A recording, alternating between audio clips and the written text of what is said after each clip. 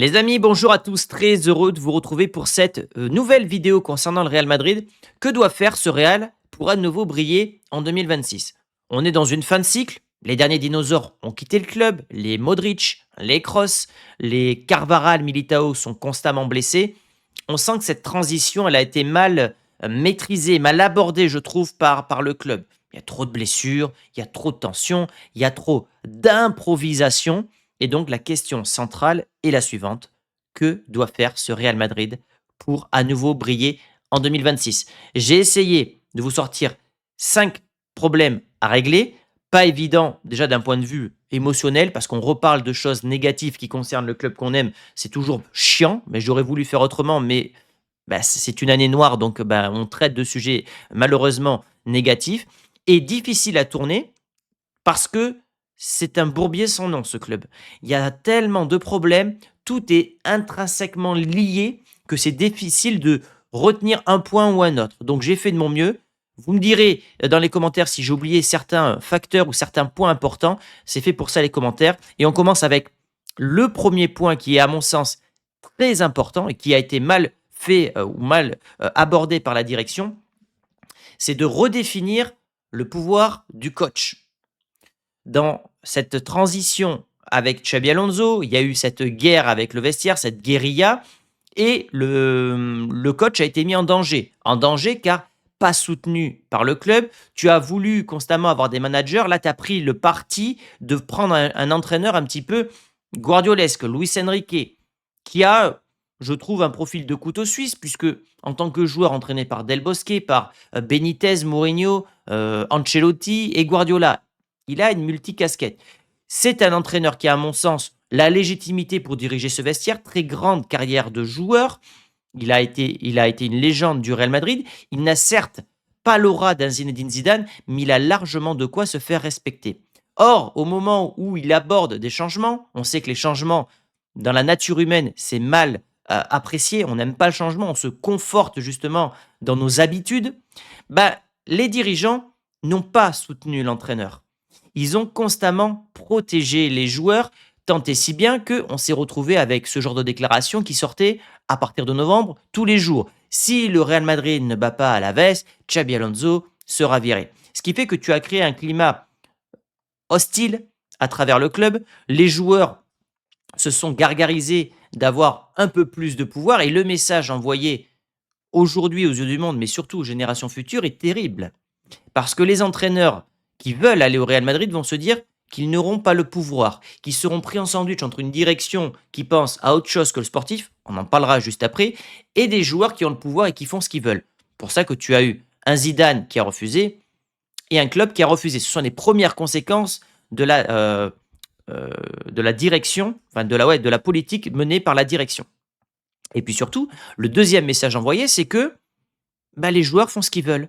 Ils ne sont pas en danger. Alors que l'idéal aurait été de publiquement soutenir l'entraîneur, de menacer les joueurs, quitte à prendre un exemple lors de ce mercato hivernal pour justement envoyer un message au groupe actuel et au groupe futur qui viendra dans quelques années. Tu vires un Vinicius ou un Valverde ou je ne sais qui, ben, dans 10 ans, on se dira, vous vous souvenez, le Real avait viré ses cadres parce qu'ils avaient foutu le bordel dans le vestiaire. Et tu as l'impression aujourd'hui que la hauteur, l'exigence qu'avait ce club-là est redescendue de plusieurs crans. Je ne dis pas qu'on est à un niveau d'un club comme Manchester United, mais en tout cas, on était au sommet et on ne l'est plus, ça c'est clair. Et je vais vous faire écouter quelque chose. Je vais vous faire écouter ce que disait un certain Rafael Nadal, qui est susceptible de devenir, peut-être, je l'espère un jour, le président du Real Madrid. Yo creo que se arregla desde el entendimiento Les problèmes doivent se régler en privé. de todas las partes, evidentemente desde que creo que Vini tiene que entender quién es la autoridad también, tiene que Alors, je ne vais pas vous passer les minutes 40, la 1 minute 44 d'interview de Nadal, mais il dit Vinicius doit comprendre qui a l'autorité. Et bien ça, c'est le genre de message que j'aurais aimé que Pérez dise publiquement sur un média tel que Chiringuito, etc. Parce que ça, c'est un message d'un président. Ça, c'est un message qui respecte la hiérarchie. Le président préside, l'entraîneur entraîne, les joueurs jouent. et les joueurs ne doivent pas diriger. Voilà, et ça, je trouve que c'est un message qui a cruellement manqué de la part de Florentino Pérez, qui est occupé à gérer d'autres affaires, on le verra juste derrière, et ce qui fait qu'aujourd'hui, les joueurs ont trop de pouvoir dans cet effectif-là. Donc merci Nadal, et j'espère que tu seras président évidemment en 2032. Sauf que la Vox Populi, elle, a répondu présent, et c'était l'un de mes souhaits, quand je vous ai dit qu'il y avait cette vague d'informations qui annonçait le licenciement de Xabi Alonso, je vous ai dit, il n'y a qu'une chose qui peut sauver l'entraîneur, c'est la Vox Populi. C'est ce qui s'est passé. Lors des 6 matchs à l'extérieur, je vous avais dit, ils ont de la chance de ne pas être au Bernabeu, ils se seraient fait siffler, voire huer. C'est arrivé au mois de décembre, et notamment Vinicius. Mais le Bernabeu, qui n'est pas un public d'amateurs ou un public de touristes, comme certains veulent nous le faire croire, a soutenu l'entraîneur à 76%. Que faire avec Xabi Alonso? Le soutenir et le renforcer? 76% oui. Le licencier tout de suite? 14%. Attendre la Supercoupe? 10%. Et dans l'autre cas, quelle solution pour le cas Vinicius? Mais ça, on en parlera derrière. Le vendre, sa situation n'a plus d'issue au Real Madrid, 86%.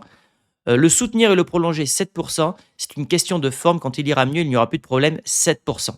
Donc, les supporters du Real soutiennent Xabi Alonso. Ce qui fait qu'aujourd'hui, la direction ne veut pas se mettre le public à dos. Donc, elle défend pour l'instant. Enfin, elle soutient. Elle ne vire pas son entraîneur aujourd'hui. Et le public siffle les joueurs et les prochains à être sifflés, ça sera la direction. Le deuxième point qui est important, c'est stopper les divas. Stopper les divas, c'est-à-dire stopper le pouvoir des divas. Donc, c'est pour ça que c'est directement lié au point précédent avec le redéfinir le pouvoir du coach. Mais c'est aussi arrêter de recruter des divas. Aujourd'hui, on recrute des joueurs qui sont trop médiatiques, trop de joueurs stars, trop de joueurs jeunes, et surtout, tu ne les cadres pas. On est dans un vestiaire qui n'a pas de leader. On n'a plus de Cristiano Ronaldo, on n'a plus de Ramos, on n'a plus de Modric. Quand le chat n'est pas là, les souris dansent. Et on se retrouve avec un effectif, un vestiaire qui est totalement ingérable pour un entraîneur. Il n'y a pas de relais. C'est pour ça que je vous avais dit l'été dernier, je ne suis pas sûr que virer Modric, en tout cas se séparer de Modric, soit une bonne idée. Il aurait fait le parfait tampon entre l'entraîneur avec qui il a joué en 2013 et également les joueurs avec qui il a joué pendant des années. Donc on s'est séparé de Modric. Ramos et Ronaldo, à l'époque, étaient des leaders qui mataient un petit peu les jeunes loups qui arrivaient pour les modeler à la sauce Real Madrid en augmentant l'exigence du vestiaire. Aujourd'hui, on a des divas qui font ce qu'ils veulent, qui pensent à leur réseau, à leur record, à leur contrat, qui ne pensent pas au Real Madrid. Et au-dessus d'eux, il n'y a personne pour les recadrer, si ce n'est un entraîneur qui, comme je vous l'ai dit précédemment, n'a aucun pouvoir puisque la direction défend ces mêmes branleurs. Donc ça, c'est un véritable problème. Une direction qui est aujourd'hui très occupée à des projets extrasportifs, diversifier les revenus du club, comme on a pu le voir avec ce match de NFL. Un président qui est très occupé avec la Super League également, ou un président qui est très occupé à faire entrer des actionnaires au club et changer le statut du club, qui est aujourd'hui un club dirigé à 100% par ses socios. Il voudrait copier un petit peu le modèle allemand avec le 50+1, faire entrer des actionnaires à plus de 40% peut-être à terme et garder la majorité pour les socios. Pour évidemment s'adapter au marché actuel. Alors je ne dis pas que fondamentalement Pérez a tort puisqu'il faut s'adapter au marché, il faut s'adapter aux nouvelles superpuissances. Donc je ne suis pas assez calé dans ce domaine pour dire qu'il a tort ou qu'il a raison. Mais il en a oublié un petit peu le sportif. Il a délaissé l'entraîneur et il a laissé les joueurs faire leur loi tout seul. Ça me pose problème. Tu recrutes des joueurs que tu n'avais pas forcément besoin. Mbappé, à l'époque, tu n'as pas besoin, mais tu le fais venir pour des raisons commerciales, d'image à l'international. Et ce qui fait qu'aujourd'hui, tu payes un petit peu les pots cassés avec cette direction-là. Et souvenez-vous, Pérez a déjà fait les mêmes erreurs, et c'est ça qui me surprend finalement, en 2006, cette image terrible où il annonce sa démission. C'était, je crois, le 27 février 2006, en disant « Les joueurs ont pris trop de pouvoir », c'est ce qu'il disait à l'époque, « les choses se répètent quasiment 20 ans après, jour pour jour. Je ne lui souhaite pas évidemment le même destin, mais il y a beaucoup de points communs entre la période 2006 et la période qu'on est en train de vivre. » Et Pérez, qui a toujours été attiré par le bling-bling et faire du Real Madrid un club de galactique, est retombé dans ses travers, puisque avec Ramos, Cristiano, il y avait des stars, mais il y avait le juste équilibre entre des bons joueurs, des stars, des jeunes, et il n'y avait pas trop de stars, c'est-à-dire la méga star c'était Ronaldo, il y avait d'autres stars à côté comme Benzema ou Bale qui étaient au service du club et aussi de Cristiano, et Cristiano était aussi un joueur qui détestait la défaite et qui était le premier à montrer l'exemple lorsque le Real perdait des matchs. Voilà, c'est ce qui manque aujourd'hui cruellement à ce club-là. Plus recruter de joueurs comme eux, des joueurs de club, des Modric, des Kroos qui ont passé plus de 10 ans au club, qui mettaient l'écusson avant tout. Bah, comme je vous l'ai dit, on n'est pas sur du recrutement de diva là, c'était vraiment des bonhommes. Et même si c'est vrai que on a recruté Kroos à 24-25 ans, regardez la moyenne d'âge de cet effectif. La moyenne d'âge des attaquants est de 23 ans. C'est trop jeune. Du milieu, c'est 25 ans. Alors, au niveau de la défense et du gardien, c'est plus logique. Mais est-ce qu'aujourd'hui, tu ne dois pas rééquilibrer, reconstruire ton effectif? Je pense que l'effectif a été mal construit. Comme je vous l'ai dit, on voulait recruter des stars. Et est-ce qu'il ne faut pas recruter aujourd'hui des joueurs qui ont peut-être moins de talent, mais plus de caractère? Est-ce que c'est ça qui manque pas aussi à cet effectif-là, des joueurs de caractère? Alors, comprendre la politique actuelle du Real Madrid, c'est facile. Tu recrutes des jeunes à fort potentiel parce que tu sais que sinon tu ne pourras plus les acheter derrière. Je comprends. Tu recrutes des joueurs, on va le voir derrière, qui sont libres de tout contrat. Mais je pense que tu t'es enfermé et tu t'es plus enfermé dans un système d'opportunité de marché que de réels besoins du club. Ça, c'était le deuxième point. Le troisième point, le club avant tout. Aujourd'hui, on a l'impression qu'on est dans une période de joueurisme, je ne sais pas si c'est français de dire ça, où chacun pense à sa gueule. On a évidemment Mbappé qui a fait un match immonde, mais qui a égalé le record de Cristiano Ronaldo, et tu as l'impression que lui est plus venu au Real pour battre les records de son idole que pour véritablement remporter des trophées. En tout cas, depuis son arrivée, on ne gagne pas de trophées. Alors vous allez me dire, oui, Thomas, Super Coupe, Coupe intercontinentale, c'est vrai. Moi, je parle de trophées majeurs, Liga, Ligue des champions. Donc, pour l'instant, Mbappé, il ne montre pas l'exemple. Je parlais tout à l'heure d'exemplarité de Cristiano Ronaldo, qui, lorsque le club était mené, pouvait mettre un putain de gros tacle rageur, montrer l'exemple, râler pour montrer un petit peu à la Michael Jordan, comme je dis. C'est un mec qui a élevé l'exigence du club. Mbappé, aujourd'hui, il fait ses stats, mais je ne vois pas un mec qui élève l'exigence du vestiaire. Et c'est en ça que Mbappé doit progresser. On a un autre exemple, c'est que lui, pour le coup, il pense plus à son contrat qu'à son niveau de jeu réel. Et je vais vous montrer quelque chose. Hop. C'est la une de Marca. En tout cas, ça fait partie de l'article de Marca ce matin. 61 matchs joués en 2025 et seulement 13 buts. Et avec ces seulement 13 buts, tu réclames un salaire de Cristiano Ronaldo à 30 millions d'euros. 346 matchs joués sous les couleurs du Real Madrid, 111 buts, 91 passes assists. Donc ça, à la rigueur, ça va, mais cette année a été vraiment mauvaise pour le Brésilien. Sur la lignée de la fin d'année civile 24, pardon, après la perte de son ballon d'or, et il ne se remet pas finalement de ces stats-là, de ce ballon d'or perdu. C'est 14 matchs sans marquer ou 15 matchs sans marquer. Donc on est sur un joueur qui aujourd'hui a un entourage catastrophique, qui n'est plus maîtrisé par le club du tout. Je pense qu'à une époque, il n'y avait pas le même entourage. Enfin, l'entourage des joueurs n'avait pas le même pouvoir au sein du club. Aujourd'hui, le club est gangréné par ses entourages. La famille Bellingham, l'entourage de Vinicius. Tout ça, ça nuit au club. Et en tout cas, Vinicius pense plus aujourd'hui à sa gueule qu'au club, alors que c'était justement un joueur de collectif auparavant. Bellingham, lui, pense à marquer. Il a oublié que son rôle, lorsqu'il arrive au Real Madrid, c'est un rôle de milieu de terrain. Habitué à marquer sous Ancelotti, il a du mal à accepter de nouveau jouer dans l'ombre. Donc on est sur un effectif qui, comme je vous l'ai dit, n'est pas corrigé en cas d'erreur. Voilà. La direction approuve tout ce que fait les joueurs, tout ce que font les joueurs, et surtout des joueurs qui jouent pour leur gueule. On a l'impression que chacun veut jouer sa partition, que chacun veut faire la une des journaux le lendemain, et qu'il n'y a pas de joueurs, il y a trop de joueurs individualistes. Et tant qu'on aura un effectif avec autant de stars, autant d'ego, autant d'individualité, je pense que ça posera problème pour la suite de ce club-là. C'est pour ça que je vous prépare une vidéo, vous allez le voir dans quelques instants, je vais vous en parler. Le quatrième point très important, le point data médical. Ça fait des années Et je pense depuis le deuxième passage de Zidane que chaque année, on compte un nombre invraisemblable de blessures côté Real Madrid, ce qui fait que des joueurs jouent trop, compensent les blessures de ses copains et se blessent in fine parce qu'ils n'ont pas eu le temps de repos nécessaire. La saison dernière, puisque je n'ai pas eu la stat sur l'année civile 2025, mais sur la saison 2024-2025, le Real Madrid a compté 51 blessures.